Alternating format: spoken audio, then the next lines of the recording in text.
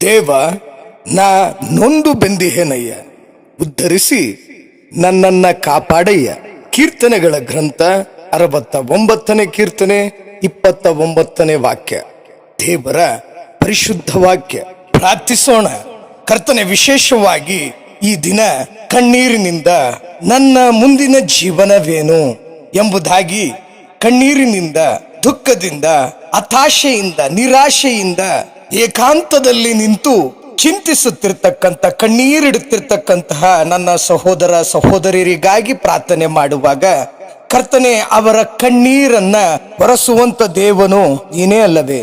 ಮತ್ತಾಯನು ಬರೆದಂತ ಶುಭ ಸಂದೇಶ 11ನೇ ಅಧ್ಯಾಯ 28ನೇ ವಾಕ್ಯದಲ್ಲಿ ಯೇಸು ಸ್ವಾಮಿ ನುಡಿದಂಥದ್ದು, ಕಣ್ಣೀರಿಡುತ್ತಿರುವಂತವರೇ, ದುಃಖ ಪಡುತ್ತಿರುವಂತವರೇ, ನನ್ನ ಬಳಿಗೆ ಬನ್ನಿ, ನಾನು ನಿನಗೆ ಶಾಂತಿಯನ್ನ ಕೊಡುತ್ತೇನೆ ಎಂದ ಯೇಸುವೆ.